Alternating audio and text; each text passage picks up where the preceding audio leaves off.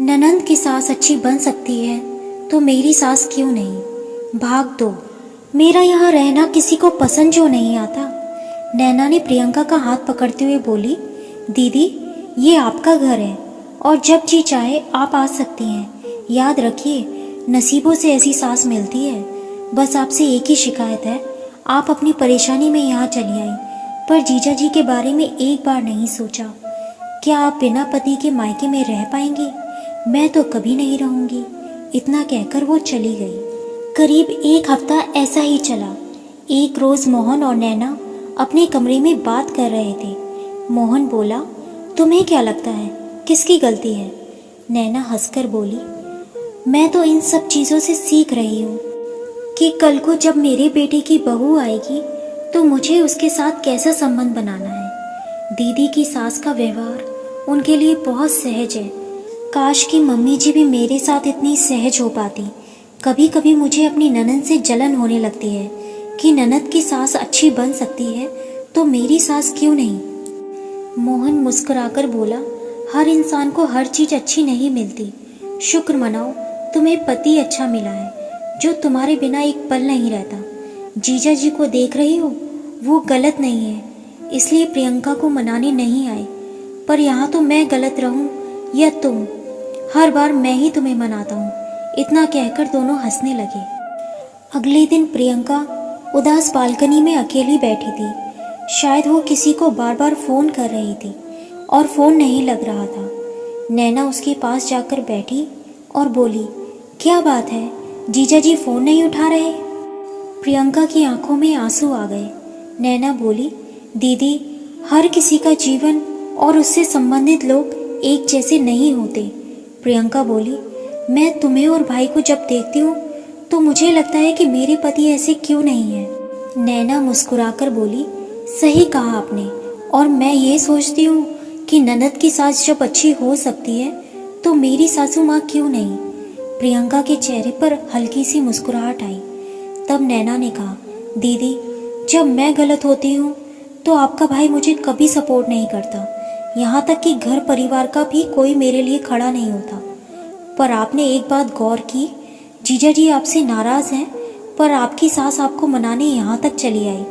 इसका मतलब है कि वो अपने बेटी बहू का घर बसता हुआ देखना चाहती हैं। क्या मैं गलत कह रही हूँ? प्रियंका सोचने लगी तो नैना बोली, एक कदम उन्होंने बढ़ाया, एक कदम आप बढ़ा लीजिए। भरोसा रखिए सब कुछ अच्छा हो जाएगा। अगले दिन मोहन चाय पी रहा था तो प्रियंका बोली, भाई क्या ऑफिस जाते समय तुम मुझे मेरे घर तक छोड़ दोगे? मोहन ने आश्चर्य से प्रियंका की तरफ देखा तो वह बोली, इस तरह से क्यों देख रहे हो? मायके में कब तक रहूंगी? आखिर मेरे घर की जिम्मेदारी मुझे ही संभालनी है, क्यों नैना? वो मुस्कुराकर बोला, हाँ हाँ क्यों नहीं, और अगली बार जीजा जी के साथ आना, फिर हम सब मिलकर मस्ती करेंगे। नैना ने प्रियंका के जाने की तैयारी पहले ही कर ली थी। उसने उपहार दिए तो गीता जी बोली, बहू तुम्हें अपनी ननद को भेजने की बड़ी जल्दी है, तभी तो तुमने तैयारी पहले से कर रखी है। प्रियंका बोली, माँ एक बात बोलूँ, बुरा मत मानिएगा। जब मेरी सास मेरे लिए अच्छी बन सकती है तो मेरी माँ तो उससे भी अच्छी सास बन सकती है। मैं चाहती हूँ आप ऐसी सास बने कि मुझे अपनी भाभी को देखकर जलन हो कि आखिर किसकी सास अच्छी है। क्योंकि सास अगर भागों से मिलती है तो अच्छी बहू भी बड़े भाग्य से मिलती है, जो आपको मिली है। कुछ पल के लिए ही प्रियंका ने माँ से बातें की और सारी बात उन्हें समझा दी। गीता जी को एहसास हुआ कि जो काम एक माँ को करना चाहिए वो एक भाभी ने अपनी ननद के लिए किया। सबने प्रियंका को विदा किया। उसके जाने के बाद गीता जी ने नैना से कहा, बहू अगर मेरी कोई बात तुम्हें आज तक बुरी लगती थी तो तुमने मुझे पहले क्यों नहीं कहा? मुझे भी अच्छा लगता जब तुम दूसरे की सास की तारीफ करती और उसके साथ अपनी सास की भी तारीफ करती।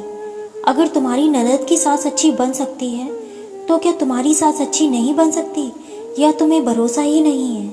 नैना ने मुस्कुराकर अपनी सास को गले से लगाया और बोली, मेरी सास दुनिया की सबसे अच्छी सास है, बस थोड़ी सी तीखी है, पर मुझे भरोसा है कि मैं अपने प्यार से उन्हें अपने जैसा बना ही लूँगी। गीता जी बोली, मुझे तुम पर भरोसा है, जो अपनी ननद का घर बसा सकती है वो अपने घर को स्वर्ग बना सकती है। मेरी पुरानी बातों को भूल जाओ, कल से हम एक नई शुरुआत करेंगे, अंत भला तो सब भला होगा। इतना कहकर उन्होंने नैना को गले से लगा लिया। शाम को जब मोहन घर आया तो देखकर हैरान था कि गीता जी और नैना एक साथ बैठकर सास बहू की सीरियल देख रही थी। जब मोहन ने कहा कोई चाय पिलाएगा, गीता जी बोली बेटा कल तो दशहरे की तुम्हारी भी छुट्टी है, क्यों ना आज तुम चाय बनाओ, पीकर हम दोनों बताएंगे कि आखिर तुम घर के काम में कितने निपुण हो। मोहन हैरानी से माँ और पत्नी को देख रहा था और वो दोनों ठहाके लगाकर हंसने लगे, जिसे देखकर मोहन भी खुश हुआ कि अगर इन दोनों का रिश्ता अच्छा रहा तो घर में शांति बनी रहेगी। दोस्तों, आप किस तरह की कहानी सुनना चाहते हैं कमेंट बॉक्स में ज़रूर बताएं। मैं उसी तरह की कहानी बना के लाऊंगी। चैनल को सब्सक्राइब ज़रूर करें। धन्यवाद।